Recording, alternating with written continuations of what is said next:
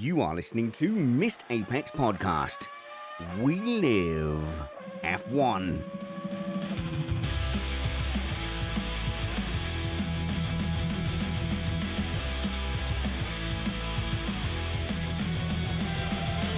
Welcome to Missed Apex Podcast. I'm your host, Richard Reddy, but my friends call me Spanners. So, let's be friends. It's still the depths of winter, but that news ticker keeps on ticking. So I've gathered 3 of the finest people that agreed and said yes, they'll do the show to talk about the news. And we get to do our Meet the Panel live with another one of our favourite panelists and a beloved special recurring guest as well. So what's been going on? We've got some more info coming out about the Steiner exit. We'll discuss the Williams relationship with Mercedes. Some of James Allison's comments on the rubbish regulations, and we'll argue about McLaren.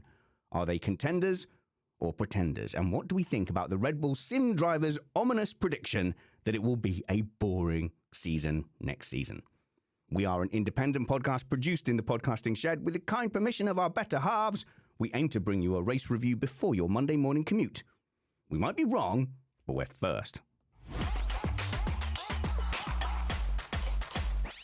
I'm joined by the genius behind today's itinerary of news, a celestial god of F1 information, Matt Trumpets. Hey. Next season is definitely going to be our season. Exactly, just everyone's saying that. But we've had a couple of years where, 2022, we were a bit surprised, and then we go, oh no, Red Bull are all over it. 2023 was clearly like a drubbing. So now we're exactly in the point that we were in 2016 when Mercedes had that domination. And I'll never forget Martin Brundle's commentary in Q3 when I think they still had party mode.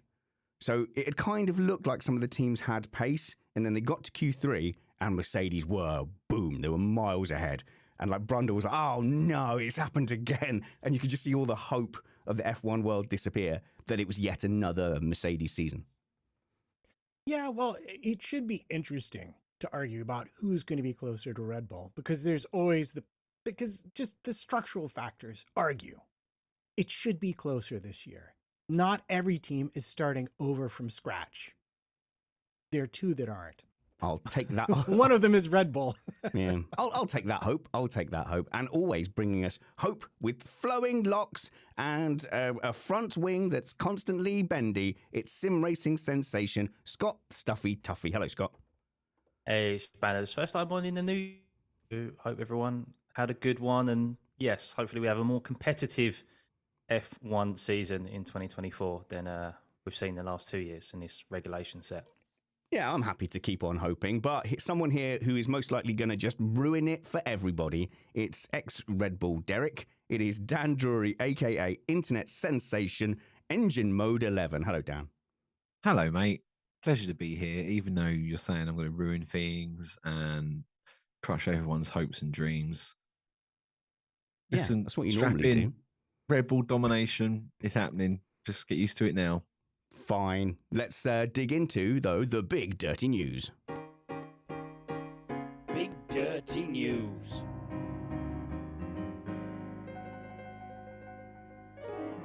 All right, Matt, where are you kicking us off with the news? By the way, this is all Matt's fault. It's a Matt news show. If it's bad, it's Matt's fault.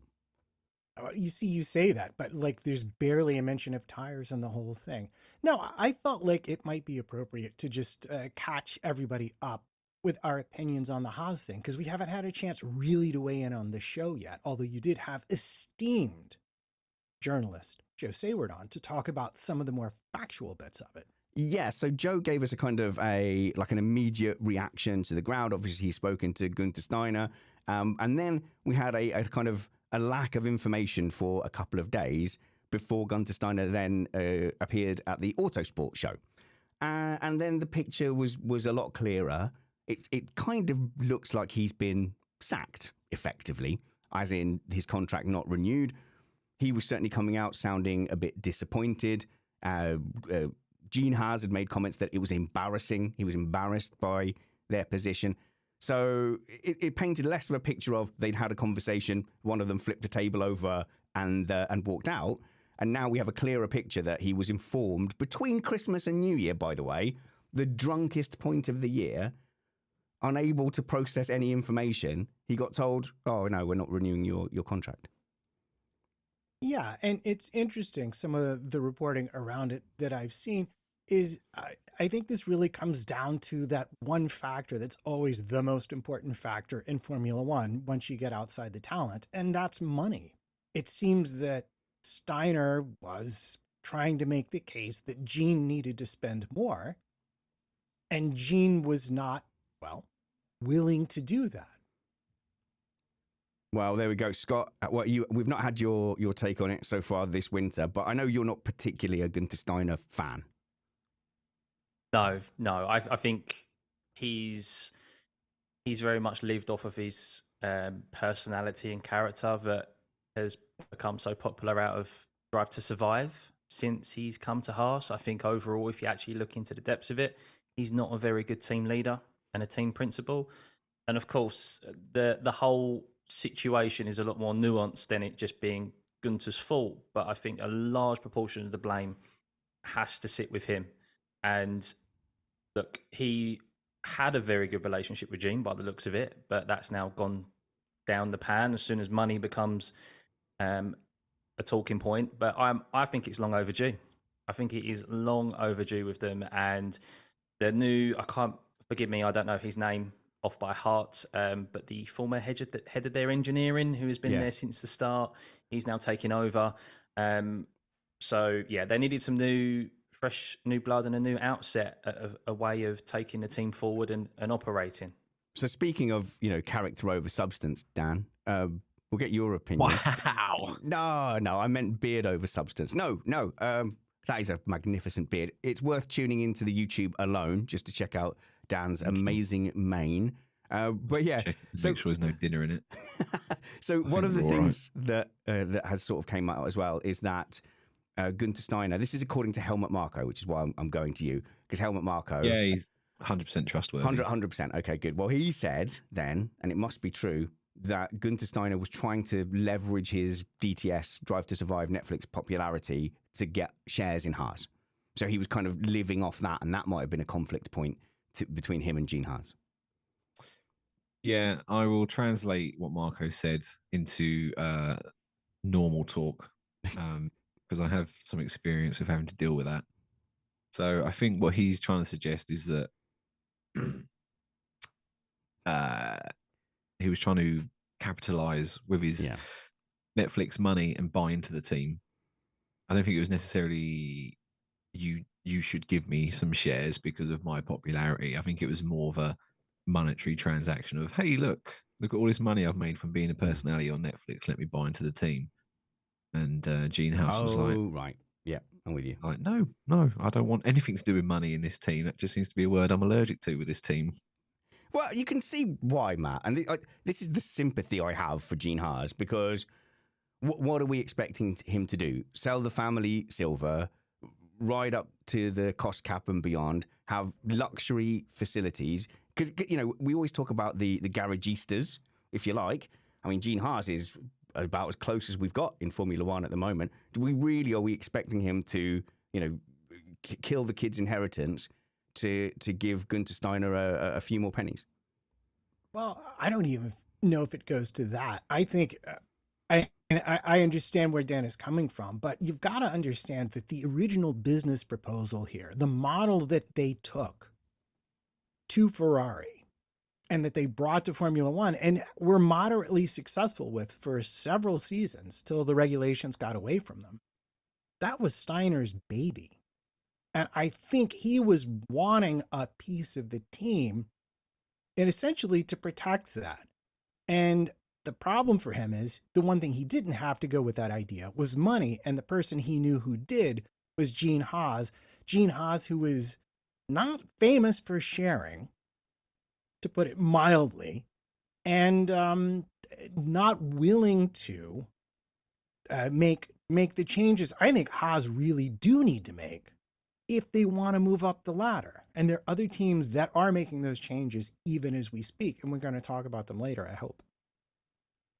It's quite evident that money is pretty much the crux of this reason for leaving and this switch around in the team. Because whether if it's Gunther wanting money from Haas himself, for him personally, or for him to want Gene to invest more into the team, because the team quite evidently needs more investment to compete. I mean, there's been reports that they're still been using pit lane guns, or wheel nut guns from like 10 years ago, 8 years ago, as far back as that. And if that is something that is probably a small spend in the grand scheme of things of the team, and if he's not willing to put money up for items like that, and I think if you look at Jean when he first started F1, like most team owners are, they're very focal. They're very you can see him at events, you see him at the races, and then I can't say, I reckon probably on one hand I can count the amount of times I've seen Gene Haas in the last 5 years at a race. It was always over whenever he talked to Gunther Steiner, it was always over the phone. Or so there's also that gap being formed between Gene and Gunther compared to what it was when they first started. And now Gunther probably thinks he's the one, maybe a bit on his high horse, going, look at how much money I'm bringing to the team from me being a personality. Like, let's be honest, no one follows Haas for the drivers. They follow Haas for Gunther Steiner. Look at that outrage of everyone online because he's a character. They want to see him back in F1. Well, as I said, if you dive into it, he's also not squeaky clean either. It's a really good point, because without Gunther Steiner, they are basically the other Ferrari team, whatever they are this week. Stake F1 team. Yeah, Stake F1 team. So nobody's a Stake F1 team fan. You know, there's no one out there like standing hard for Stake F1, is there? And without Gunther Steiner, Haas would probably just be that. I think their performances would even bleed away the default America type fan base. So maybe maybe Gunther Steiner kind of had a point, Matt, saying, actually, I am the team, and I am the thing bringing people's eyeballs to the team. Well, yeah, he absolutely has a point. And I think he also had a point because, you know, they don't do a lot of their own engineering. They outsource it. I think he wanted to, or at least the implication was, they're spread they're in Maranello, they're in Banbury, they're in the US, they're all over the place. It's just not a workable model in the long term if you want to be competitive. They got a huge leg up because they played their one trick with Ferrari when they first came into the sport, and the FIA turned around and made sure no one could ever do that again. But they've used that up, and they've not made progress. I mean, they brought developments that didn't make the car any better. They don't seem to understand the car. They don't seem to be able to match the pace of development. And so if you're going to look, you're going to say, well, whose fault is that? One of our famous games to play. It's either going to be the fault of Gene Haas or it's going to be the fault of Gunther Steiner. And guess what? Since Gene has more money, he's going to start by blaming Steiner for this. Whose fault is it? Scott. Yes. Oh, I thought you were poised and ready to make a killer point. Yeah, well, as I said, I think they're both to blame. Both Gene and Gunther Steiner are probably as equally to blame, because since we've had, as it always does, people start coming out of the woodwork when a certain boss leaves. They feel happy to talk about the person who's not there anymore and things getting back to them. And there's been unsubstantiated reports, or there's been reports coming out, rumours that Gunther, this is what I go back to, his man management. His man management wasn't very great. He was a micromanager. He couldn't make decisions. Some people have even claimed that he was almost bullying. That's unsubstantiated. That's so we'll take that with a pinch of salt. But it doesn't look good for Gunther. And on the other hand, with Gene Haas, he probably wants someone who can run a team with the budget that he wants to give them. And if Gunther Steiner got above his station and was starting to ask for more money because he felt maybe he was a bit more important and was bringing a certain value to the team, I feel like he's kind of within his right to do that. But then Gene is also within his right to say, well, no, this is what I'm only willing to spend on the team, you have to deal with that or leave. Okay. I thought, first of all, this is whose fault is it? You cannot just sit there and pick both sides. That is most illegal. This is the Chris Stevens approach. We outlawed it years ago. From my point of view here, I think on the larger merits, I think Gene is right.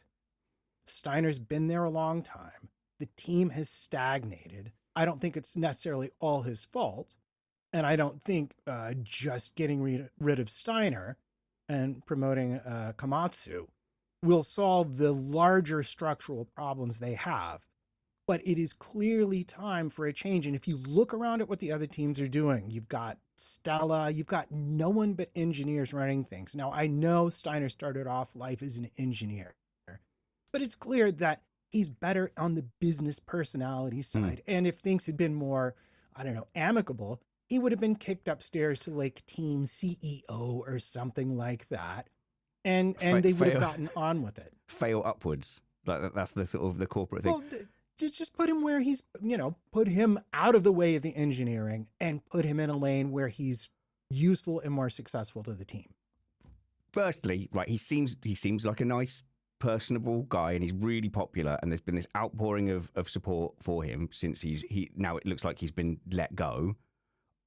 I still think it's his fault that the team is 10th ultimately. So I obviously don't, if he's really having to do stuff with like zero money, he's still got all the essential F1 things. And look at the teams he was fighting against. A Toro Rosso that said no thank you to Red Bull parts when the Red Bull was a rocket ship. Williams, who are still in a pay driver situation and were pinned to the bottom of the championship, and also a Sauber team that had a very meh investment and a will they won't they relationship with Audi. So the bar was kind of low. I think if you finished 10th in that environment with two decent drivers, come on, Dan, I think that's still your fault. Even if, okay, it was a challenge, ultimately that is still on your head.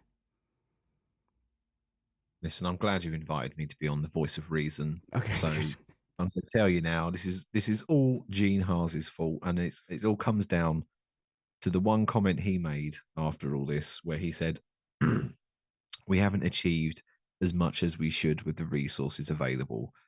I'm sorry, but what resources? You've outsourced all your chassis manufacturing to a different department. Your aero department is in Maranello in a shared facility with Ferrari, and then you've got your office in Banbury for all the rest of it. That shows to me that Gene has a complete misunderstanding of what he actually owns and how to run a team.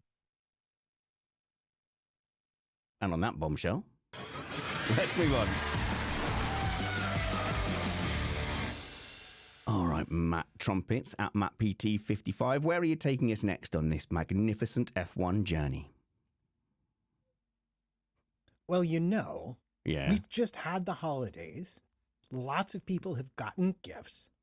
And it is the time of year when a young man's or a woman's or a person's fancy turns to testing.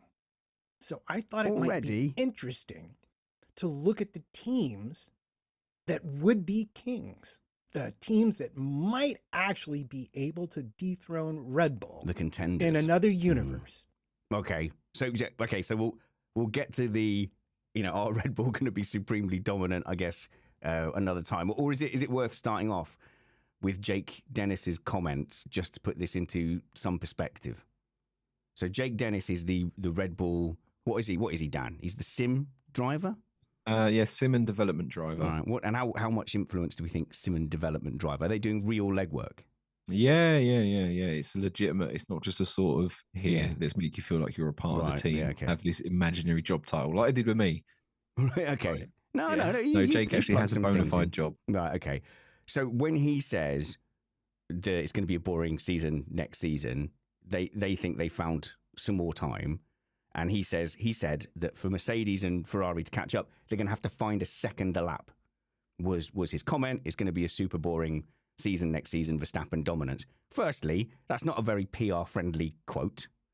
So I'm surprised that got through, because surely Red Bull are now in the the Mercedes camp in the mid-teens, where Mercedes were always like, oh, I don't know, someone could catch up any minute. I don't think Red Bull will want to go, yeah, we're going to dominate this season. We've absolutely got this in the bag.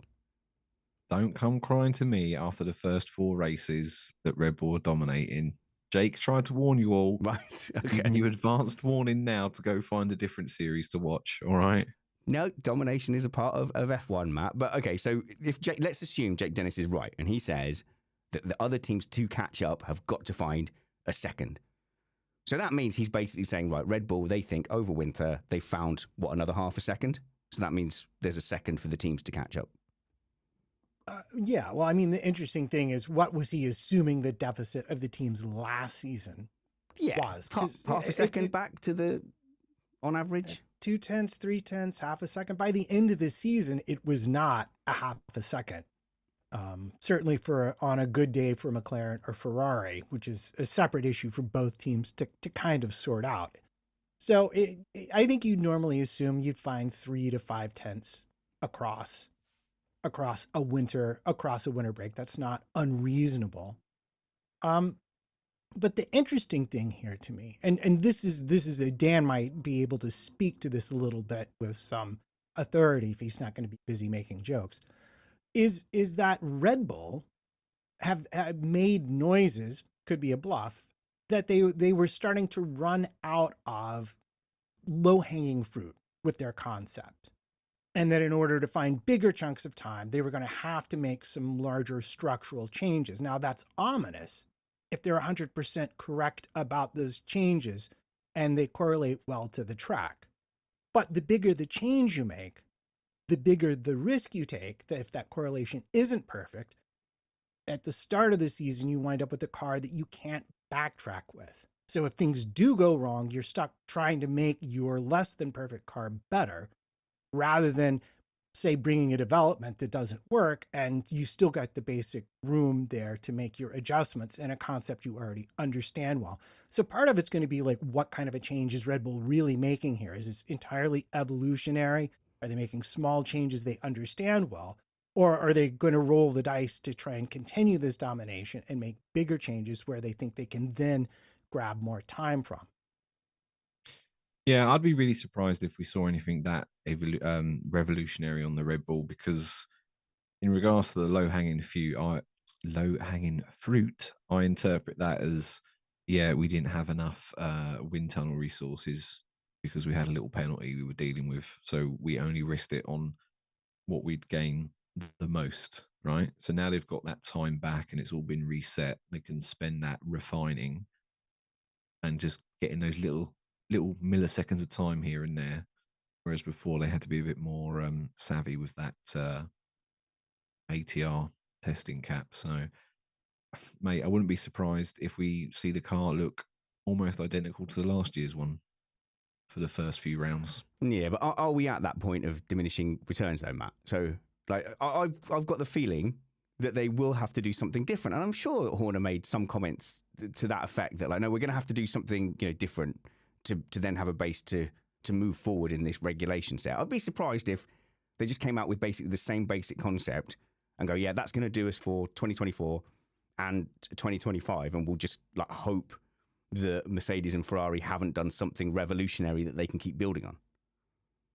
Yeah, I think again, to split the difference there, I really do believe they are making some changes to give themselves room to continue optimizing.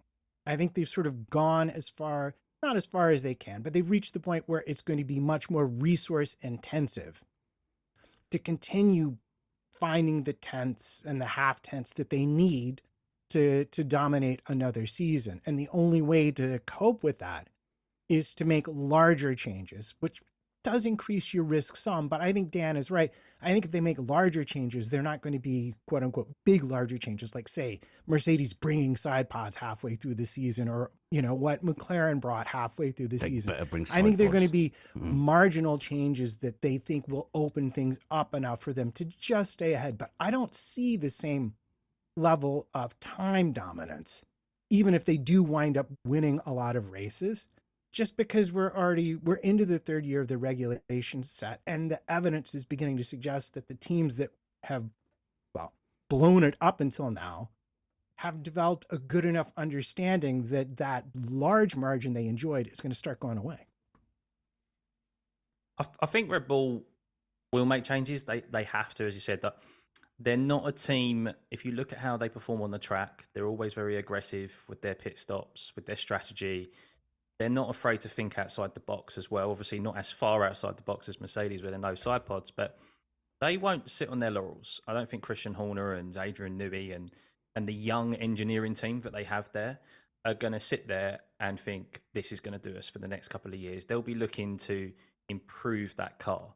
And it's like in other sports teams, football as an example, the most dominant team is always buying new players the year in, year out, because they know that other teams are going to catch up to them and they're going to improve. And Mercedes and Ferrari have the resource to improve their cars. Obviously, there's a lot more they need to do, but it's definitely up for the other teams to catch up. Red Bull, I still expect them to be ahead, but how far ahead? I don't think it'll be as far as what maybe Dennis is suggesting. So the thing that we have to consider as pundits and fans trying to make our best guesses for the season is that the end of last season was really no indication whatsoever. So Red Bull packed it up, what do we reckon, in about May? Dan, do you reckon they stopped developing around then? Something like that? Yeah. Maybe. Yeah. I think Mercedes gave up fairly early as well, in that they were using then this platform that they didn't like as a test bed for things going forward into 2024. And Ferrari, Ferrari'd as usual. So I don't think Ferrari ever develop. Do they really? They come out of the box strong, and then they tend to just get what they get. And then the real mixer in all of that is McLaren coming out with their B-spec and developing hard relatively later into the season.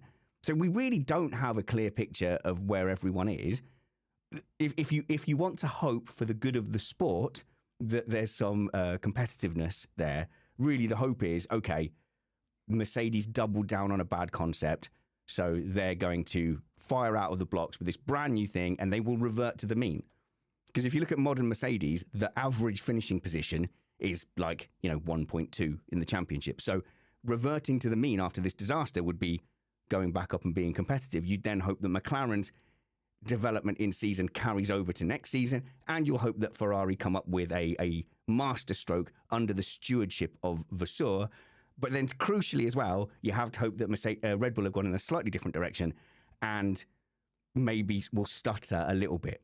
So that's the thing, Scott, is that we are looking at relatively unlikely things. Like none of those things I've mentioned to bring the competition up are like a sure on, nailed on thing. Yeah, they're all complete unknowns, and what we do know is that it is for the other teams to catch Red Bull. But I think, as Matt has already alluded to, I'm sure others are probably more well versed in this than I am. But I don't think there's too many regulation changes or technical regulation changes between last season and this season. So that gives the other teams opportunities to continue developing on their car that they've had last year, and it's not like they're having to.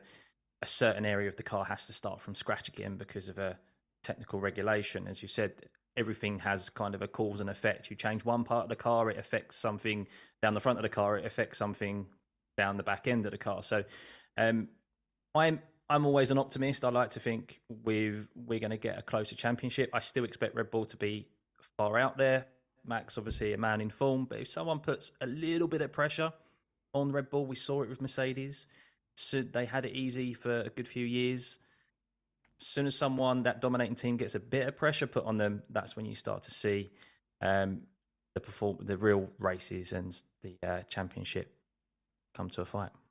And see, now we're getting into the interesting stuff, because one of the few things we're learning, because let's face it, this time of year, it's reading tea leaves. But one of the few things we're learning, and especially about Mercedes, which we tend to be a bit Mercedes-centric. No, wait, no. Look. A bit. No, look. Look Clip it. You heard it here first. No, look at the diversity I've brought on. Dan's not here for his looks, is he? I am, the token Red Bull guy. He's a diversity hire, is Dan. No, that's fair. We do skew towards Hamilton fans and therefore Mercedes a bit. You're right. And so we have learned some of what went wrong with their last season to assist us in reading these tea leaves. And I do want to talk about that. Go. But I want to bring this up first. Right. I think the team that has the greatest chance or can cover the most ground might actually be McLaren. And this is entirely vibes based, but there's a couple of things going on here. One, you've got Zach Brown saying, oh, we think it's probably 27 before we can really compete with Ferrari, Mercedes, and Red Bull. So immediately to me, that's a red flag. That's like the year Red Bull put the stickers on the front of the car because they made the changes at the back at testing. Immediately, I'm like, oh, he's definitely trying to blow some smoke here. He doesn't want the expectations. You have Stella saying, oh, no, we're not setting performance targets. We're just setting development targets. Stella is a master of managing expectations. This to me is very ominous. But crucially, and the thing that I really want to focus on most is the fact that out of all of these teams, they're the only team that hasn't said, yeah, we're making wholesale changes to the front and rear suspension, to the gearbox, to the this, to the that, to the everything. They are very convinced they're on the right track here, my belief. And crucially, they have a new wind tunnel on their campus that will be a serious aid in their chasing development. And I also throw in another, you like this, spanner in the works. No, I don't like it. I don't like that joke. It makes me sad. Another thing for this season is who's going to make their 3 engines last? Because we have lost an engine from the PU allocation for this season. I can't believe that. What do you think of that, Dan? And also, why have they done that? They go the other way, if anything. It's frustrating, isn't it? This is a family-friendly show. We right? say things like turnip and derp. There are lots of things I could say that will get you taken off the air in how I feel about this. Go for it. It's a good diversion. If you want your engine formula to have that element of endurance, go do it in the endurance series. Go do it in WEC. Get out of here with this is Formula One. Give me an engine that will only last a race. I don't care. It's Formula One. Like, oh, it's all the green credentials, things like that. You're flying around the world like 12 times, 24 times a year. You can't claim green credentials. Give them an engine that lasts a weekend, mate. Nonsense. Also, I've said this a lot before, that I do believe it's a bit of a false economy. So you see only 3 or 4 engines. That sounds good. But what you don't see is the development costs and footprint of making engines that reliable. You don't think that there's a graveyard of dyno tested engines that have just been absolutely exhausted, spent and destroyed so that you could have these 3 that last the season? It's a false economy. I would love to see the maths, but I do not believe that going ultra reliable just for the optics of it necessarily is actually the most resourceful way to go about things, Scott. We're also going to see once again the typical tracks where they all take engine penalties at Spa, Monza. There's certain tracks where they get devalued because drivers are out of position, and we don't necessarily get the fights that we deserve because they go, we'll take an engine penalty here. So yeah, it's just it's another typical ridiculous decision by them, isn't it? Well, I'm just enjoying deliciously the fact that this is a rule that the teams actually voted for themselves. Yeah, and it's now come around and they're complaining about it. That's like when you agree to do the thing and you forget about it. And then the day before someone says, thank you for hosting the Society of Paper Cups Appreciation Society at your house for 8 hours tomorrow. And you're like, oh, wait, did I agree to do that? Oh, I have agreed to do that. Why did I agree to do that? I'm enjoying every last bit of this. But hey, there's an easy answer. They can just run their engines in a less powerful mode and they'll last longer. Yes. Definitely. I predict Ferrari Not will Formula be One, though, is it? Yeah, I predict Ferrari will be the first to go, yes, let's be conservative and turn our engines down. Sorry, I don't know how we got diverted onto that. I think it was Dan's fault. Right. That was the unfortunate thing in the works comment, trying to distract me from all the goodness going on at Mercedes. I'll just touch on McLaren because that's where we were when we left that diversion. But McLaren are one of the few teams as well, other than probably Aston Martin, who made big gains at the start of the season until they got pinned back, who have made a lot of personnel changes. They've been on a big recruitment drive. There was a big restructure in the head of their departments. I don't know off the top of my head. And as we know, that always takes a bit of time for those appointments to come in, like their experience to come into effect into a team because of the gardening leave and then a delay of those changes, etc., and what they implement. And next year's, I think, is when we're going to see that be applied. And I think some of them already, we saw that last year on the car and the team. And yeah, I'd love to see McLaren fighting for actual race wins again. It's been way too long, in my opinion.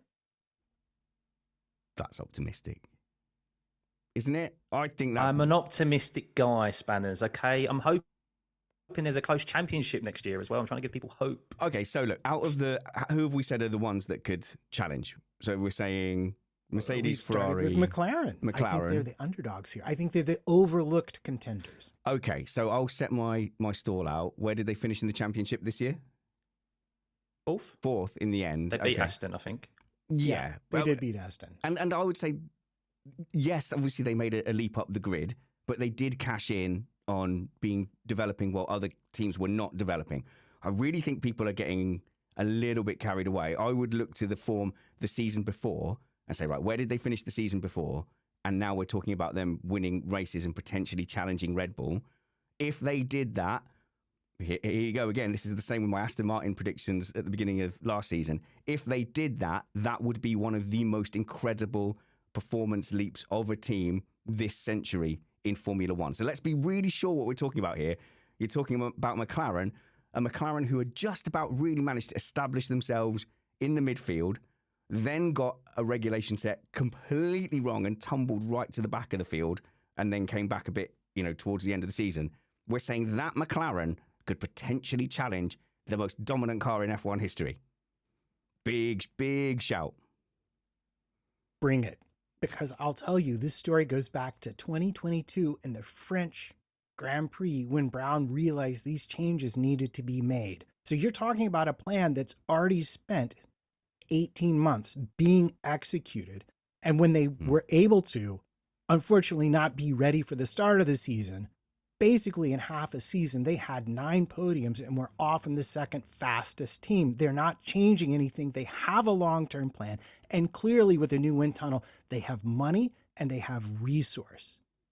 They may not be able to catch Red Bull, but I would argue they might be able to make the most progress against them out of any team because they're changing the least and they clearly understand their car. And if they did, of course, that's possible. People can brawn things. It can happen. I'm just saying, let's put it in perspective. It would be a GOAT improvement. It would be like a greatest of all time. Oh my goodness, what are the geniuses at McLaren doing here? So that's why I'm not really willing to say McLaren finishing. I think 4th is still the objective for McLaren.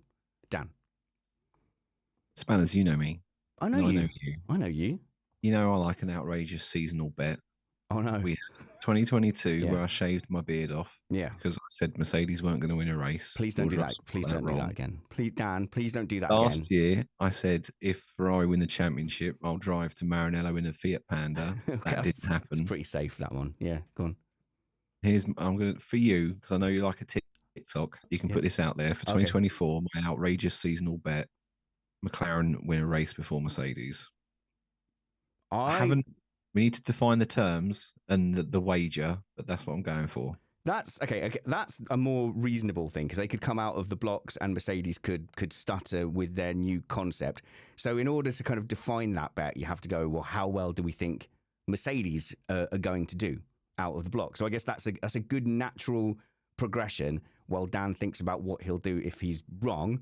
But Dan, please, with that beard, you are a magnificent, like Viking warrior looking kind of dude. Without your beard, I'm not taking it off. My wife's threatened me. Yeah, I think she'd be right. I think she'd be right to leave you and to do violent crimes on you. You should clearly dye it the color of the winning livery. I mean, it's already ginger anyway, to be Yeah, he honest. can't dye it orange, can he? No. So, but that would be his winning bet. So if he loses the bet, we need to see that beard fully silver, a fully silver beard, or the Patronus teal or whatever that color is. Oh, I could do like a stripes of teal. Yeah, so a teal moustache and a full grey beard. Oh my God, you're going to look like Santa. It's going to be the best. Okay. Santa that's been sniffing biros. So, Matt, where do we start then? If we're moving on to Mercedes proper, James Allison made a comment, which I jokingly responded to on Twitter by going, oh dear. Because he sort of had a little bit of a complaint about this regulation set, saying the cars are too stiff, they're too horrible, the ground effect, it's all about how low you can run it. And it's a bit pessimistic. If you happen to be a Lewis Hamilton Mercedes fan, you want him to say, do you know what? I've really got a handle of these regulations. And when it gets down to it, these regulations are brilliant and easy to make a fast car out of. Why would he come out and go, God, these regulations are a right headache, aren't they? If he'd nailed it. So I kind of took that as an admission of, it's a bit harder than we thought. Maybe Elliot was trying his best and not doing too bad. Well, I mean, one of the nice things is in this interview, they've given us a lot of historical information, but just to inform you of where Mercedes is, he said that they're definitely going to have a new chassis, a new front and rear suspension, that's good, and a gearbox. And side pods. So, why wouldn't they just say like it? Basically everything at this point from a cargo point of view. Why won't they just say side pods? And don't worry, guys, chill. We have got side pods this time.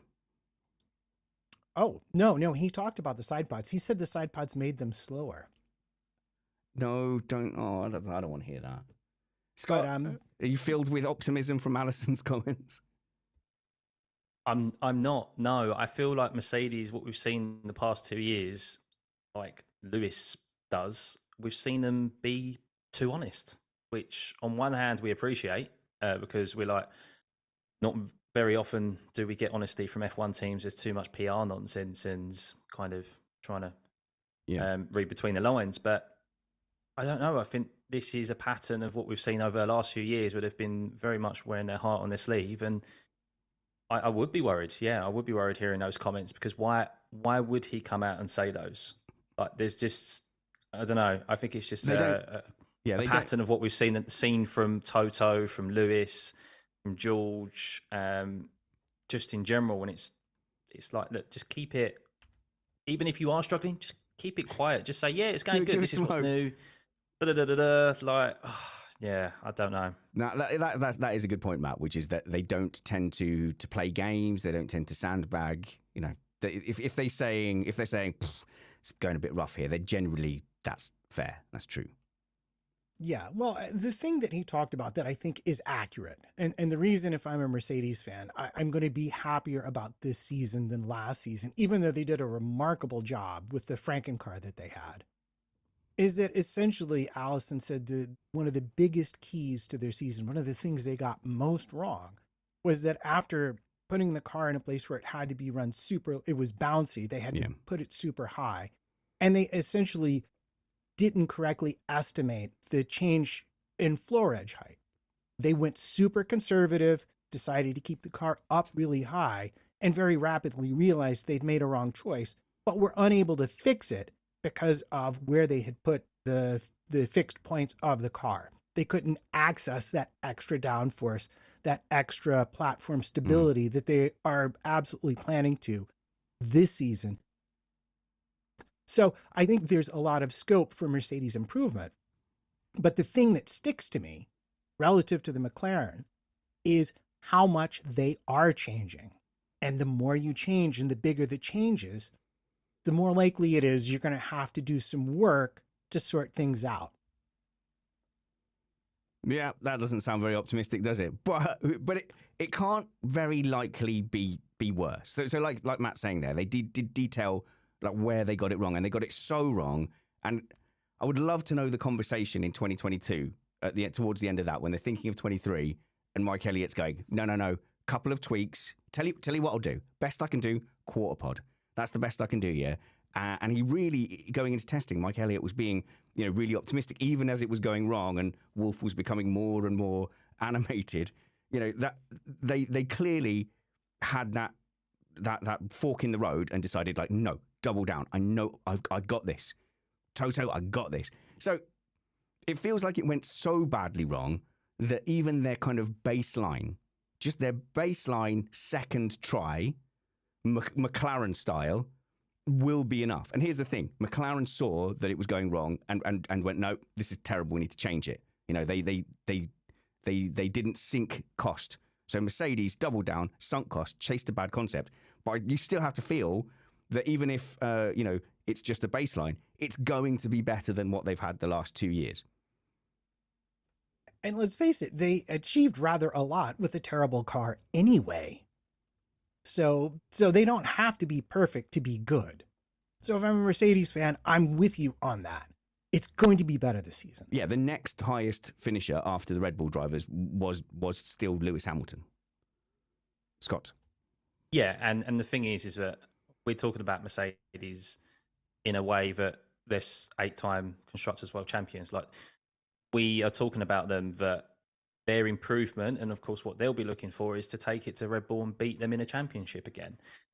So I'm sure they'll make improvements. There's them moving the seating position, which Lewis always complained about, which he didn't like the way the car drive. So yeah, I mean, last year the car pretty much became a kit car because of just them having to bolt parts on to where it wouldn't necessarily on the chassis and the life pod. So yeah, I'm sure they'll make improvements, but how much, I don't know. Those comments don't exactly air confidence, do they, though?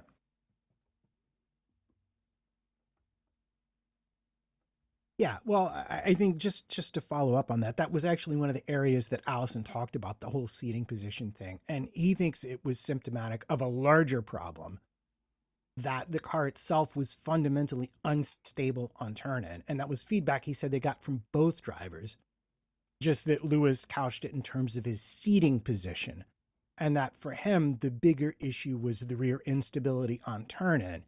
And that is something that they feel like, with the changes they're making, will be better, much better for both drivers. But interestingly, he also said that they basically just put it down to the fact that they were still suffering from the porpoising and didn't really pay attention to their drivers' input the way they should have. So maybe there's some other stuff at Mercedes that's quietly getting fixed under the hood while we're sat in the dealership enjoying our coffee and is it scone or scone? Let's start that debate. No, we are not. We are not doing. No, we're not doing that. We're not commercial local radio. Oh, I can't think of anything to talk about. Do you put your tea bag in first or your milk first? No, get some content, loser.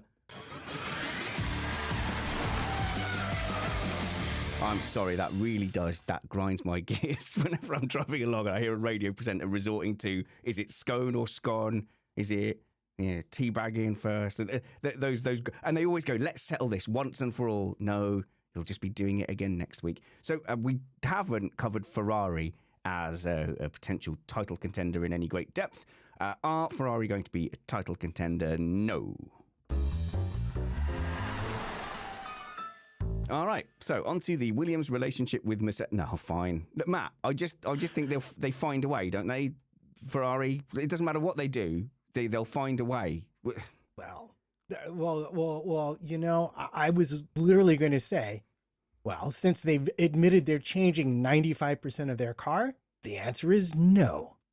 So you just kind of beat me to that. Well, you hang on a minute, but you said Mercedes are changing 100% of their car. But Mercedes have proven that even with the fourth fastest car, they can finish second. Right. Ferrari have proven with the second or third fastest car, they can't always finish second. So I think there's your difference right there. I mean, I don't know. Maybe this will be finally the year, the first year since what was it, 2000 something, that they actually win all the way or are clearly the second best team.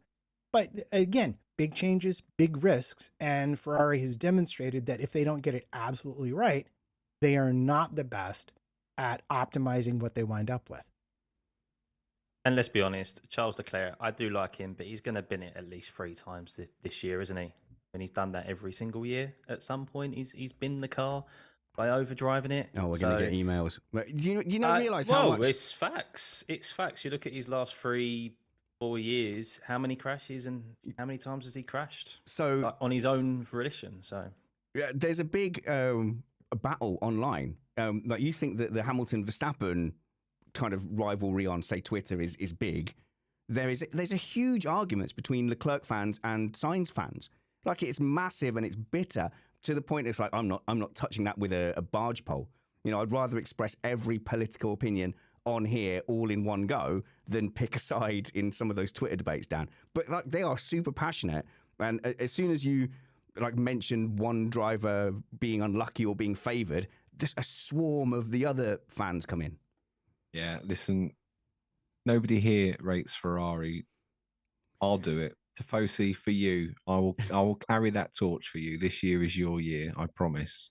Yeah, no, I approve of you doing that because they have the hope every season, and I say the Ferrari fans are some of the best fans out there, and Ferrari do fuel it by they go all out at the beginning. They definitely aren't caught sitting on the pot waiting to go. They either go or they go, and. Are you referring to the Enginemode11 guide to the pre-season? Right. Oh, is it? Have you done that? I've watched all your content. So, yes, I am referring to that if that was recent. It's the image I put out on Twitter that's been applicable for the last 4 years. Where oh, yeah. Yes, I have seen the end of Bahrain next year is our year. Yeah. The start of Bahrain testing next year is our year. Yeah. But this is it, Scott. It's like nobody has faith that organization will do a sustained title push, and I don't know if it's just we expect too much of them because we're still harking back to a glorious time of Schumachers and Irvines. Well, they have the history. They're the most synonymous name in motorsport.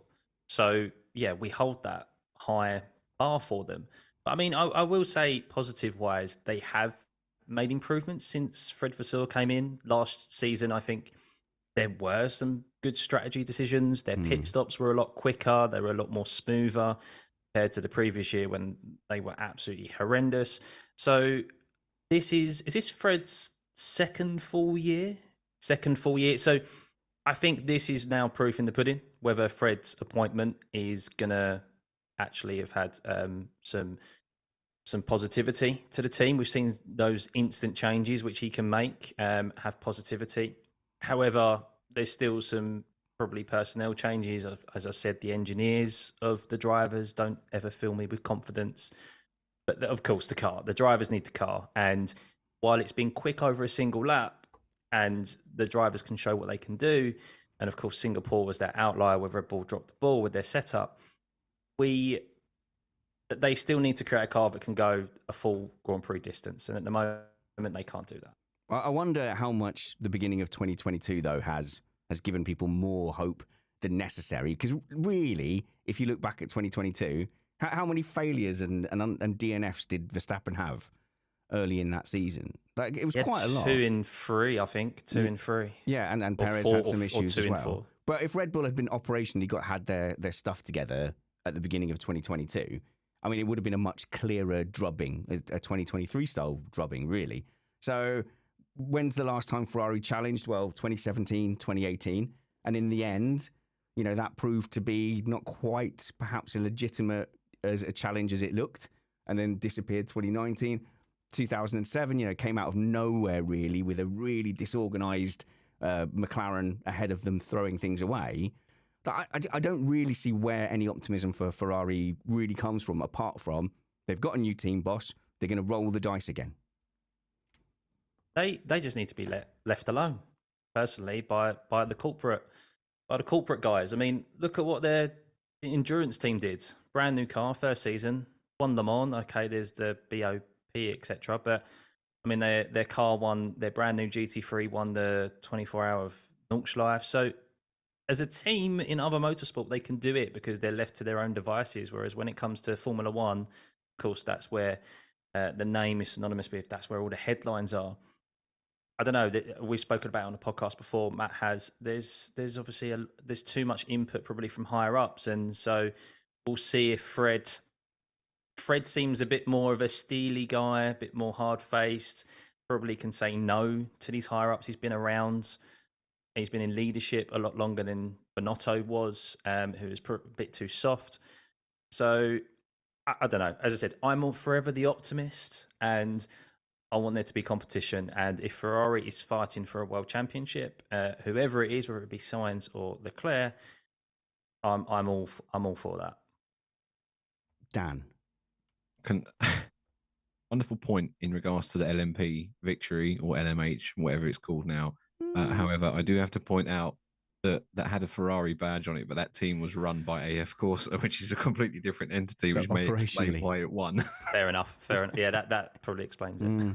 So I think what's a good midpoint in the season? Spa? What's Spa going to be? Race 9, something like that. Usually, we are going to Spa this year. Summer break. They haven't killed it yet. Okay, let's say summer break. Come summer break, Ferrari are nowhere near title contention. That would be, and if I'm wrong, I will dye my beard red, but you won't notice because I haven't really got much of a beard. EJ says perhaps Ferrari mess up, and then Steiner will be announced as Fred Vasseur's replacement. There we go. Maybe. Hello and welcome to our patrons in the live chat. You are the reason that we are here. You're the reason we're able to produce content all throughout the winter, and you're the reason we're able to prioritize this over other things in our lives. If you want to join our army of supporters, please consider going to patreon.com/missedapex or click the link in the show notes below. You will get an ad-free feed, so no ads ever. Not much of a thank you, but it's the best we can manage. We can't really send out hats. There's also a great patron forum where you can come and hang out. Me and Matt are in there far too much. You'll be the first to know when anything's going on. And of course, during the season, me and Matt kind of get together on a Friday pre-race, and we just do a patron live stream, which is much more informal. So we have a little bit of extra content for you as well. But mostly it's about supporting independent content creators. Otherwise, there's nothing wrong with, what Stack Media and the Race and Autosport do, but they are funded. So if you want a podcast ecosystem of corporations, that's fine. But only independent podcasts that are supported survive. So the likes of us, and of course we should mention Enginemode11 engine braking pod as well. Also, backed and independent and trying to survive in this crazy world. The only podcasts that tend to survive are the ones that are backed by patrons in most parts. So patreon.com/missedapex. Okay, Dan, it was you that mentioned this relationship with Williams and Mercedes. Now, it didn't come to me as a great surprise that they continue their relationship. Do you think it was ever in doubt? I don't know how true it was, and I could just be making things up just now make it up. in my elderly age. It's not your podcast. You can't just make things up. Oh, sorry. No. Sorry. I thought they were tempted with the idea of going to Honda. But again, I may have just completely made that up in my head. I'm not surprised that they've remained with Mercedes. However, I will caveat the point that with Aston Martin now leaving the Mercedes family, I bet Mercedes made Williams an offer they couldn't refuse to stay. Because as you're coming up to the new engine regulations, one of the most important things you can have is customer teams putting mileage on your PUs. So yeah, I bet Mercedes were like, Williams, we'd love you, and made all sorts of offers to get him to stay. Question, I don't know if this sounds stupid, are McLaren sticking with Mercedes as well? Or have they made an engine deal? Oh, no, I've stumped everyone. They're remaining. Yeah, so that would still mean 6 cars for Mercedes then, going forward. What I'm curious about is how close the relationship between Williams and Mercedes is. So I think traditionally we've thought of the Red Bull, Alpha, Tauri, Racing Bulls relationship as out-and-out scandalous 4-car team cheating, Dan, as I'm sure we'll all agree. Yeah, sure. Yeah. We've kind of always known... Conceive, I believe is what the kids say online. We've always kind of known that Ferrari has a very kind of a little bit more control over their customer teams, like Sauber's in the past. The Sauber cars would happily jump out of the way as backmarkers if it suited Ferrari.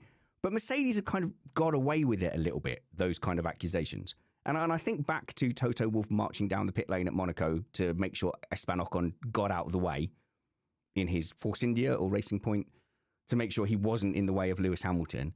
And I go, has this control that Mercedes have over their customer teams kind of gone under the radar a bit, Dan? I don't know. Controversially, I'm going to say yes, just to get you some content. Thanks, and clicks. It's all about the clicks, yeah. So you're welcome. But in reality, I don't think they've got any more control than what any other teams do. I mean, I tell you, it's going looking back in history, but one situation where the engine manufacturer and the customer team didn't really have much control over each other was the Red Bull Renault days, which were happily during my time, and that was a beautiful, seamless relationship. No issues there whatsoever. Well, basically, Renault got the blame from Christian Horner, didn't he? And then eventually got rebadged to Tag Heuer. And when people were talking about their relationship with Renault, Christian Horner would literally go, what are you talking about? We've got a Tag Heuer engine, not a Renault engine. Just stare dead ass into the camera and say that and then not elaborate. Yeah. If you knew the things I knew, and I think you know, because I think me and you have had chats before, then you'd probably understand where Christian was coming from. Yeah, so it's not always a harmonious relationship. But I think what I'm leaning at more here, Matt, is I wonder why they don't take more advantage. Why don't they leverage more that relationship with a Williams? It's never going to be the same as Red Bull AlphaTauri, but I suppose they do a lot. They put their drivers there. You could argue that James Vowles is there as kind of a training vehicle for taking over Mercedes eventually. But maybe you'd be foolish in this era of Formula One to not take advantage of those relationships, especially when there's such a successful blueprint of it in the Red Bull camp. Well, yeah, and let's not forget that before Renault absolutely blew up their relationship with Red Bull, get it? Blew up. They did win a few world championships with them. So the thing that's interesting about this to me is we are coming into a new set of power unit regulations that will not be the same as what we've had since 2014. So there is every opportunity for someone to get it right on the power unit side in a way that they didn't in this previous set, where we've mostly got parity. But I think what this overlooks is the deal from Williams' point of view. And now, if I was James Vowles, yeah, I'd have had some dinners at Viry just to make Mercedes anxious and jealous. But if I'm James Vowles, I never had any intention of going any other place for the very simple reason that they're still trying to catch up on their resource outside of just building a car. And taking a brand new power unit that haven't been building a car for takes a lot of extra tools in engineering, and they probably rather stick with Mercedes where they get good information. They're going to know ahead of time what to expect, and it's not going to be that different than what they've already been playing with. So I see this as an advantage for Williams as well. Yeah. Plus, if Mercedes was really worried about it, they probably got some extra money out of it. They'll get some talented junior drivers coming their way. Exactly. You know, it's a happy medium, I think, for both sides of this equation. If I was Williams, I would happily become a protectorate of Mercedes at this point. So if you remember Claire Williams, the previous team principal, making really kind of bold statements like, no, we'd never become a B team. We're fiercely independent. We're still looking at the championship kind of thing, and really running it in that way, in the old spirit of the olden days Williams. Whereas now, I think it's probably going to be sensible to take a more realistic approach, which is you're not a massive dominant force within Formula One. You may as well AlphaTauri yourself for a little bit, but then leave yourself like a little exit clause for when you suddenly become mid-table and you can start pushing. But, you know, if you were Williams, Mercedes doesn't see you as a threat right now. So you could probably get like really good stuff out of that. Yeah, James Vowles seems to be quite a shrewd guy. As Matt just said, why risk redeveloping and changing the car around a new engine when you already have familiarity with Mercedes in general, coming from that company only a couple of years ago, and that team working with that engine for quite some time. He's also made the same decision with keeping the same driver lineup as well, whereas myself included and many others have not really seen Logan Sargent as the right appointment to keep that, but it's referring to type. He knows that driver. It's better to have the same resource, the same drivers to help move the team forward than to completely go off down a new route, because there's a serious amount of catching up that they have to do compared to other teams. Last one from me on this kind of team-on-team partnership. Well, we've got Dan here. I know you've got your spies in the paddock. I know you're still... I've seen you loitering around Milton Keynes with your selfies outside various places. Could I blend in with all the vagrants there, mate? Just claiming, I'm just passing by. I'm not doing anything weird. So, listen. Answer us this. Obviously, Okay. AlphaTauri has been out in the doldrums. So the question is, how much are they going to turn that around and really lean on that relationship with Red Bull? And what on earth is that team called now? Because I think the RB at the end is going to be Racing Bulls. I don't even know. Even I don't even know what it's called. And a part of me thinks that the marketing department doesn't even know what it's called yet. I think they're still sitting around trying to decide. The stickers haven't been printed yet. No, you can do them last minute, so it's no big deal. I think the RB at the end will turn out to be Racing Bulls. That's what they're doing. Yeah, I'll go with that. Mm-hmm. Sounds feasible to me. So But in regards to AlphaTauri and leveraging, as much as legally possible, obviously, and I think it's a part of me thinks it's the shrewd sort of, by the way, our fines of lease is running out. Are we going to renew it? Why don't we just move it to the UK instead? Matt, how high up the championship table can Racing Bulls go before the rest of the paddock goes, hang on a minute, wait a minute, this is a 4-car team? Well, see, this is interesting. You've kind of hit the nail on the head. Is that AlphaTauri, to me, potentially could make the greatest leap of all from the C championship to the B. They're doing everything. They just got a new team principal. They're consolidating in England, where it's much easier to hire talent and get people to go. And they're spending money, and they're taking all of the parts from a team that's built 2 world championship cars in a row. So that simplifies your life a lot. They're spending more money. They're building new facilities. They're the exact opposite of Haas when they were in basically the same situation going into this season. They showed some signs of life at the end of the year. Plus, you have this amazing driver battle that's going to happen between Ricciardo and Tsunoda. So, to me, I think AlphaTauri is one to watch, and they might be on occasion fighting with the Astons and the Alpines next season. Come on, Yuki, let's go. Right, listener questions.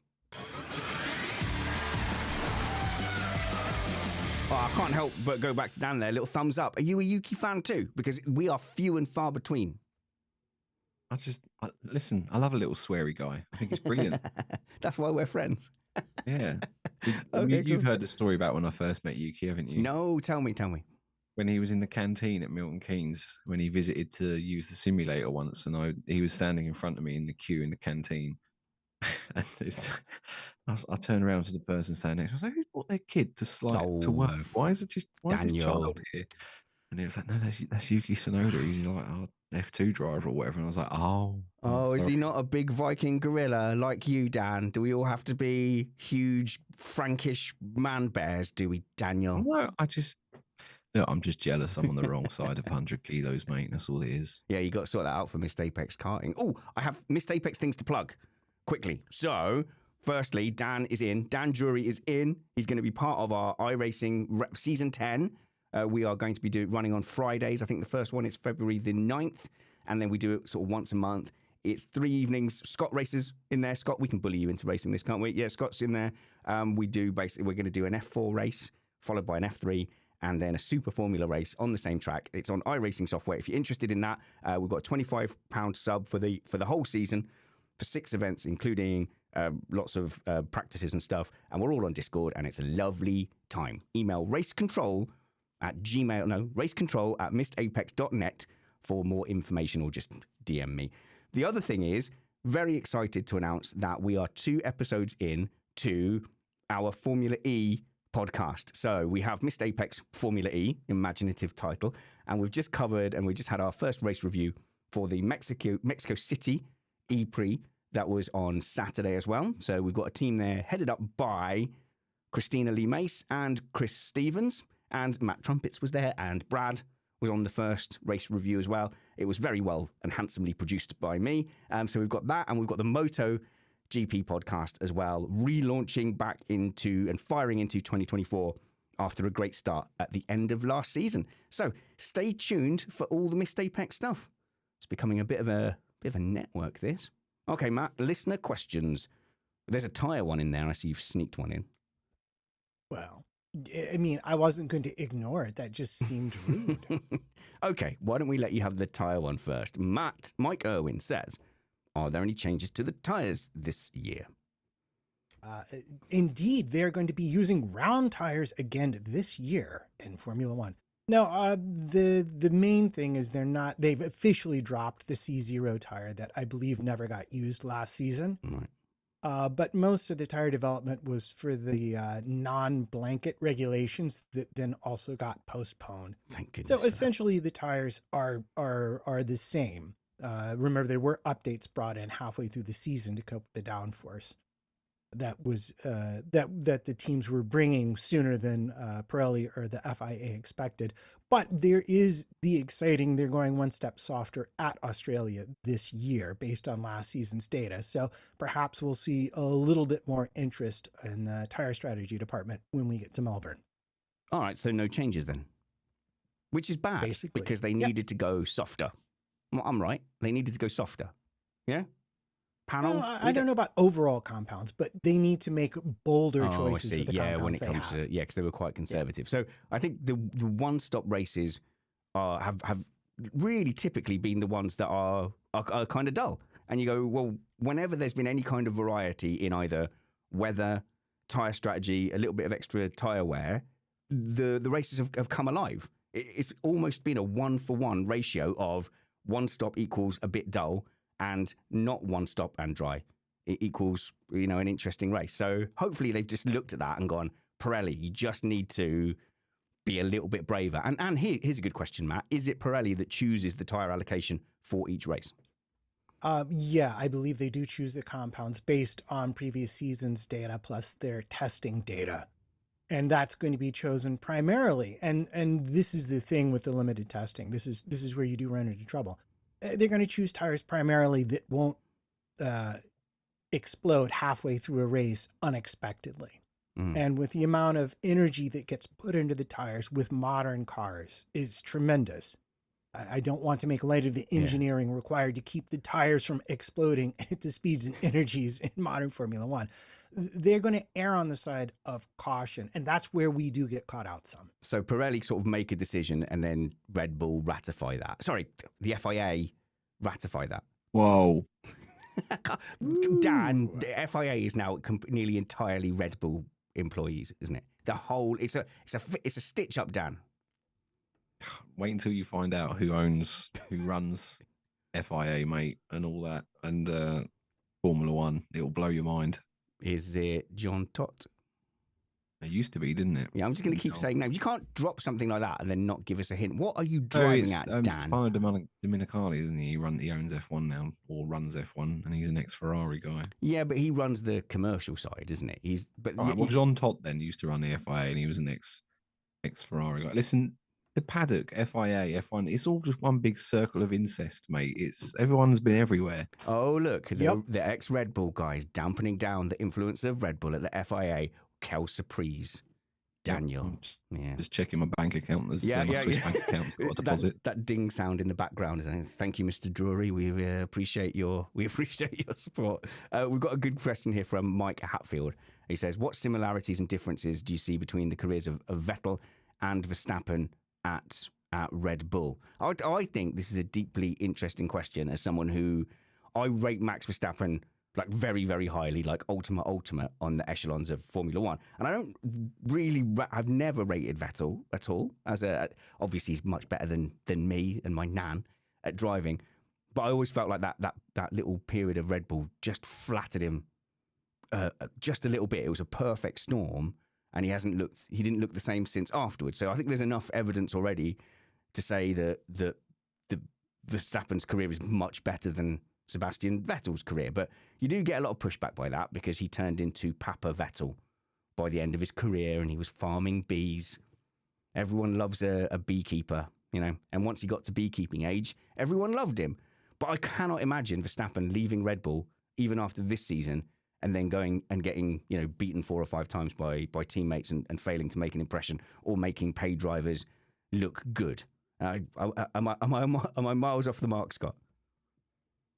To an extent, I think Vettel didn't exactly get wiped the floor out at Ferrari, did he? Who was his teammates when he was at Ferrari? They'd set a poor old Raikkonen and Massa up to be like foils and as out and out number 2s, and then Leclerc came in as the young buck, and then they flipped a switch, and then like all of a sudden, you know, Vettel's pace disappeared and Leclerc was all over him. Yeah, I think arguably, yeah, you can say obviously Verstappen, he has that. Wow, he's like quick from the get go. I think with Vettel, didn't really quite get that. Obviously, we had that amazing win in the Toro Rosso at Monza that year. But I mean, his championships aren't anything to scoff at. I mean, I didn't like it at the time because they were purely kind of dominant. But I was a lot younger back then, but when I actually look back on it, they were good championship fights. And he had to go against a fight in Alonso. He had to contend with his teammate. He showed some compared aggressiveness as well. Obviously, multi-21, Seb, that you'd probably see from Verstappen as well. So I think there's a lot of similarities. And I think Vettel had, thus far, Vettel had to contend with a lot more competitors and fight probably harder for it than Max has thus far. Obviously 2021, but 2022 and 2023 have been breezes. He hasn't even had to fight a teammate. So yeah, I mean, I think arguably, yeah, Max is the better driver and will be remembered as such. But I think there's a lot more similarities than there are differences, I think. Yeah, I would tend to agree. I think they're closer, and especially in championship form. The differences I see, I don't even know if I say the differences. Vettel had a unique gift with that blown diffuser and being able to drive it in a completely what was described as non-intuitive fashion to get the most out of it. And certainly Mark Webber could not do that at all. So I think you have to hand it to Verstappen in terms of being, to Vettel in terms of being a talented driver. He took a weird and difficult to drive car and took it to 4 championships. That's not a nothing burger. But I think if we're talking sort of classic drivers, the thing I see out of Verstappen was he has had a gift for exploiting all the holes in the rules to his advantage and zero hesitation about doing that, even at a young age. But what's missing is we have the whole post-Red Bull Vettel career that's helped us forget exactly how good Vettel was during his peak years. And we just, if I was going to make a point, I would just say, I don't think we've seen enough of Verstappen yet to know how that's going to go. Because he strikes me as the kind of person who might just, you know, pack up and go someplace else altogether once he gets bored. So we might never see that kind of long tail Papa Verstappen that we saw with Vettel. I think Webber was the out and out number 2 driver, and I think he was punching well above his weight, and he made miraculous things happen. But he was at the end of his career, and he said he retired because he wasn't getting any quicker. 2013 was an absolute cakewalk. Any of the top half of the grid going in that 2013 car against Mark Webber would have cruised the championship. I just really think they're some of the most overrated titles in F1 history. And 4 of them came at once, so that was great. But it isn't a case of his career afterwards let us forget about how good he was between that and 2013. I really feel like the rest of the career puts into context what was going on at Red Bull during that time. Were you there at the time, Dan, at Red Bull? For the Vettel years? Was that after? Not for Vettel, no. You're not that old. But just to throw the cat amongst the pigeons, because I know how much you're a Hanfosi. You're saying overrated Vettel titles. Oh yeah, no. Most of Hamilton's titles, he was just fighting a teammate who was a complete bum. Oh, so... now hang on. Let's not. We're calling Bottas a bum or saying he shows his bum. What are we saying here? I agree. A little bit of column A, a little bit of column B. By the way, I completely agree. There's some of Hamilton's titles were complete cakewalk. So 2020 and 2019, they're never going to be classed as great championships. But I don't think you can say the same of 2008. I don't think you can say the same of the battles against Nico Rosberg. So, and I don't think you can say the same of... won it in 2008, didn't he? Because they avoided Singapore. Oh, no. Sorry. Oh, yeah, there we go. And, sorry. And I suppose we could also then say, he fought hard for what should have been the world title in 2021. Mark asks fair and square. Nothing wrong with that at all. Mark asks a related question. I don't know what you're on about. Mark, in our patron chat, question for the panel. Eddie Irvine was recently quoted as saying he doesn't think Hamilton will win another championship. So my question is, why do you think anyone asked Eddie Irvine what he thinks about anything? That's really funny, Mark. I think the headlines and the clickbait was a little bit unfair to Eddie Irvine. He said a lot of really complimentary things about Lewis Hamilton, slightly remarked that he said he thought Vettel was the out-and-out faster person, and was saying, Vettel's at his peak in his career, Hamilton's probably towards the back end of his career. I don't think it was particularly outrageous what Eddie Irvine was saying. Huh? What Max? Vettel's not racing. Oh, Vettel sorry. in the peak of his career. Sorry, we've been talking about Vettel. Yes, thank you very much. So yeah, I don't think it's unfair at all to say Vettel's at his absolute peak and Hamilton's probably a little past his peak, because it would be incredible had he maintained his peak towards 40. So yeah, I think Eddie Irvine was taken a little bit out of context. Well, thank you for those listener questions. I think, Matt, we'll have to do an out-and-out mailbag at some point soon. But for now, as we've been doing over the winter, I want to kind of end the show spiritually here and take a little bit of time out to meet the panel. Me and Dan mentioned 2021 without a fight. It's the most mature thing our relationship has ever endured. Let's start with you then, Dan. Because you're a very nice man, and you've always been very nice to me whenever we've spoken. Thank you. And except for when you gave my son a Red Bull annual from when you were working at the team, and it was very nice, and it was all signed by people, and that briefly made him a Max Verstappen fan, which made me very, very angry with you. That's yep, that was part of my operation. Yep, that was to get them while they're young. It nearly worked. Yep. It nearly worked. I think the Norris-ism, the Norris kind of wave with the youngs has overtaken him, though. That's fair enough. Yeah, he failed.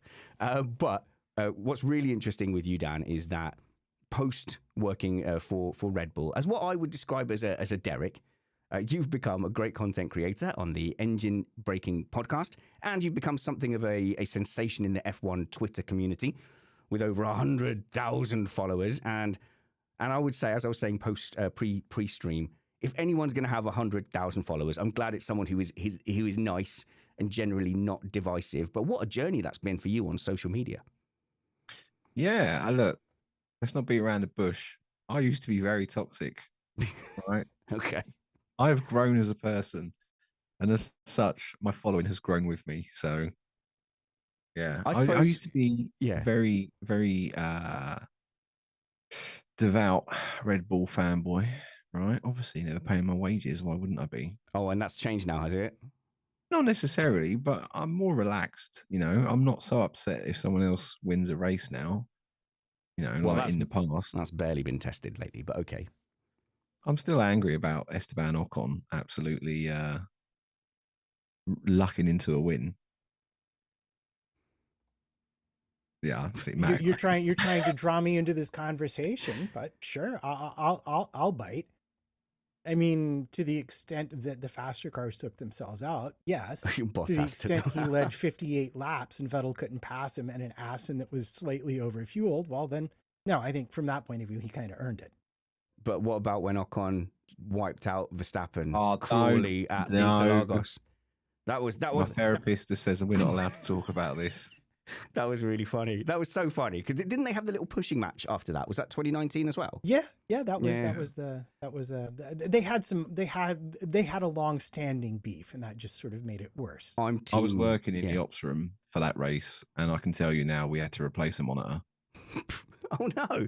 It may have been mine. Oh no! I do think that was Verstappen's kind of was being a little unreasonable there. Ocon was like 4 seconds a lap On quicker. reflection, then I could say 50-50. But at the time, if I was at the track, I think it'd have been me rather than Max that was getting done for GBH. I wasn't very happy. But yeah, like you were.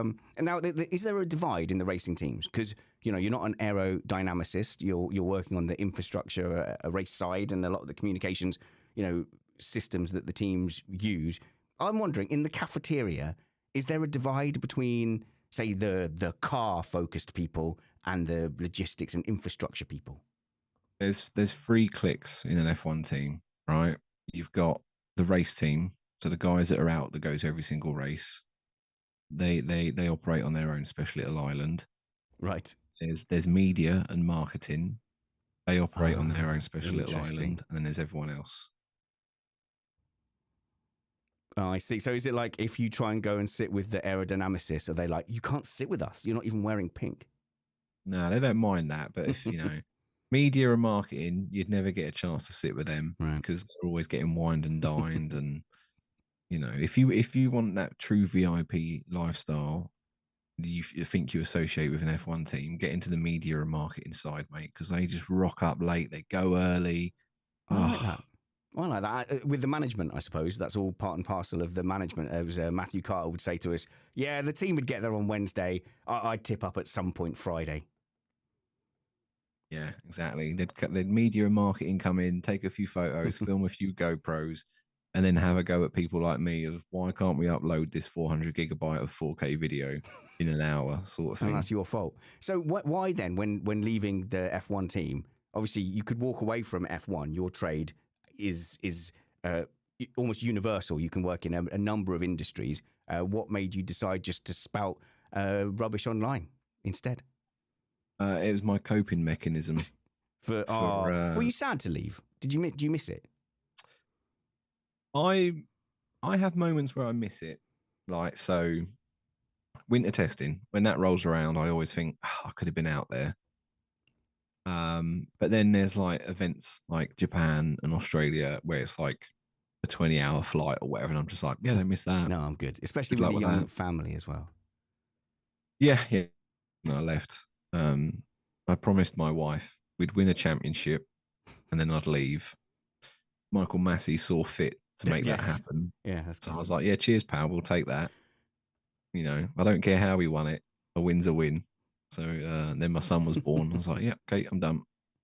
Yeah, and it's good that you have that. You do have an insight, I think, much more obviously on the engineering side, maybe less so. They probably didn't let you in the wind tunnel to let your glories. Yeah. They did. Listen, at Red Bull, there was I think only about 5 people that had access to every part of everywhere, and I was one of them. Because you needed to be there to plug all the things in. Pretty much, yeah. Oh man, you could have stolen and taken photos of so much. Maybe I did. Who knows? I'll tell one tale of something you said to me when you were working at Red Bull. And I think it was I'll try not to stop your future chances of being employed elsewhere. But we were talking about memorabilia. And you said to me, if I could see what was thrown out at the back of the factory, I would cry. Yeah. Yeah. Body panels, rims, wings. They all has to be, because it's IP, isn't it? Intellectual. Oh, so it has to be like destroyed properly out the back. Yeah, there might just be the tiniest of scuff marks on it, but they have to take it and get it shredded. And it's just like, how much? I could really have that in my garage. I was going to say, how much of that is in your garage right now? Not a single piece, not a single thing. There might be something. What are you doing? What's he getting at? Oh, he's showing us an item. Doing it live. He's doing it live. Sorry, audio listeners. He's showing us a bit of shrapnel from a. That is a oil inspection cover from the RB14. That's pretty neat. That rivals your Formula E tyre, I think, Matt. That is only here because I forgot it was in my bag, and then I left, and I was like, "Oh no, what a shame!" You forgot. Yeah. I would forget so much. That's happened to me before too. If I worked out, Dan, I do encourage people, if they want a break from Missed Apex, to go and check out the Red Bull Foci over at the Engine Braking Podcast, where you and former performance engineer and now turned streamer Blake. It's at Break, isn't it, with several A's? break. Several R's. So you just Right. copied me. You went into podcasting and got yourself an American to podcast with. That has been my thing for years. A little bit, yeah, a little bit. It's because I wasn't a high enough standard to come here and be like a full-time participant on here. So I was like, no, I'll go stink up the airwaves somewhere else. That's not true. We've invited Dan. Dan is welcome here anytime. Dan Drury, go and follow at Enginemode11 and check out the Engine Braking Pod. And that brings us to for the fantastic streamer. He's too tall. His hair's too good. I don't like to stand too close to him when photographs are being taken, just for my ego. But Scott, this has been, without doubt, your best year in streaming. Your TikTok is taking off. You're able to keep calm while streaming, even when there's cars crashing all around you. And actually, the crashing content on your TikTok is some of the best sim racing content online. It has been a bumper year for the Stuffey brand. Yeah, the channel's dramatically grown on YouTube. Just under 17,000 subs now, so nearly 10,000 in the year. Yeah, I love That's it. good. I love what I do. Obviously, still working full time and in a 9 to 5 job or 8 to 5 job. So yeah, 2024 is looking very good. Got a big announcement that's due to be announced this week. You can't tell us. So we have to follow you online to make sure that we can. Yeah, so I'm hoping we have the first special event on iRacing this year, a 24-hour endurance event. That I'll be doing with my community. So it's the 24 hours of Daytona. There's always lots of hype surrounding it. So I'll be live streaming that. So I'm hopefully, I can announce it on Saturday. We were nearly in a team. We were nearly in a team together, me and Scott, because it was sort of meant to be we were recruited and then rudely dumped. We were dumped. It was meant to be an by Mr. influencer. Philpott. Yeah, it was meant to be like an influencer type team with Brad and Callum McIntyre from Driver 61, and me and you. And then, he dumped us for a team that could actually drive, which I think is sensible. So you're still doing it. Yeah, I don't disagree with that, to be honest with him. So, but yeah, no, I love it. And yeah, I've been doing the F1 watch-alongs as well for the last season and a half. And it's amazing how many people tune in for those and keep coming back. So interested in those. Like, Dan, do you ever do live watch-alongs? I don't, because obviously I've got a young family, so my time is limited. Like, the only reason I'm here tonight is because they're all in bed, right? But you work very well. You did Tomo F1. You did Tomo F1's one. Like, me and Brad did that as well. I think you did that one live in London with him.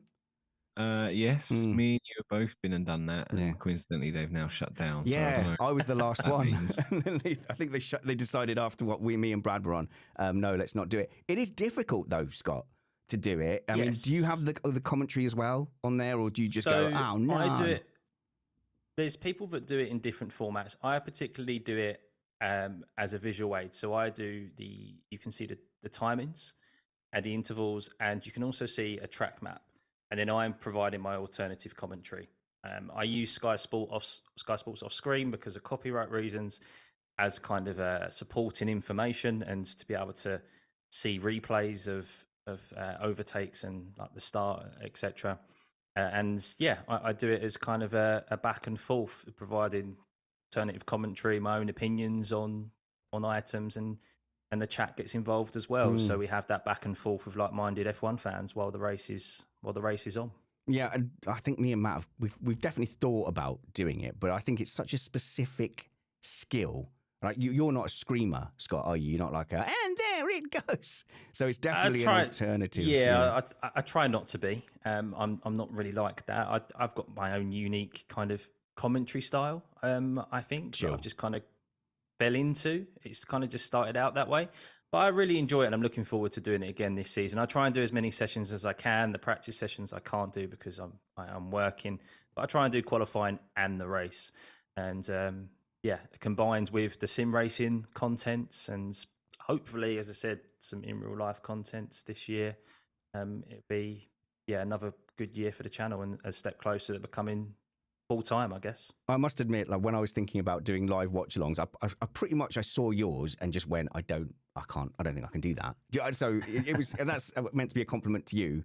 And then when I did it at Tomo's live in studio, I went, yes, I kind of get it, but I didn't get the race experience while doing it. So I didn't have enough, I guess, pundit capacity to be presenting and enjoy the race. Found myself lacking a lot of those details. But if you want any of the Missed Apex people to jump on and keep you company ever on your watch-alongs, do let us know.